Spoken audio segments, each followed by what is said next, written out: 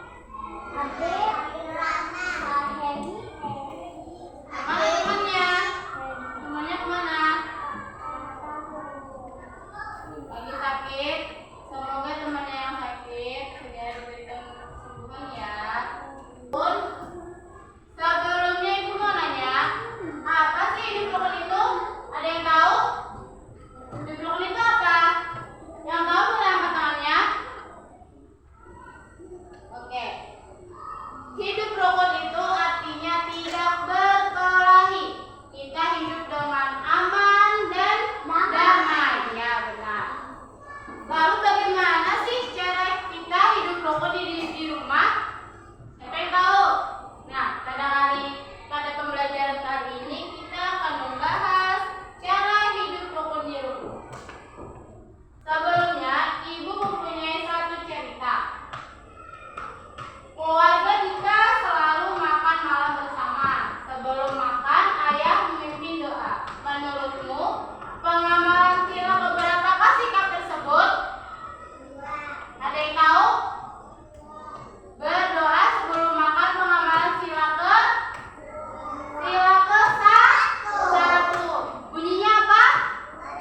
Ketuhanan yang Maha Esa. Lambangnya apa? Bintang. Oke, benar. Oke, sekarang kita lanjut. Setelah makan malam bersama, Dika membaca buku yang diberikan oleh ayahnya. Perhatikan sampul bukunya. Sampul bukunya di sini ada gambar apa? Burung dan garuda. Ya. Nah, ini ada gambar lambang-lambang dari burung garuda. Yang pertama silanya apa? Bunyinya ketuhanan yang Maha Esa. Lambangnya apa? Kalau yang kedua, bunyinya apa bunyinya?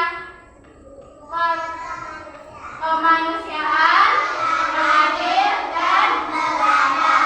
Kalau ketiga, bunyinya Persatuan Indonesia.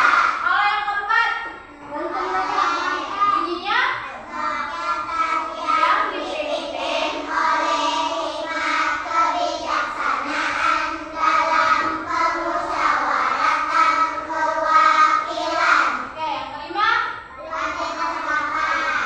lambangnya bunyinya maksudnya bunyinya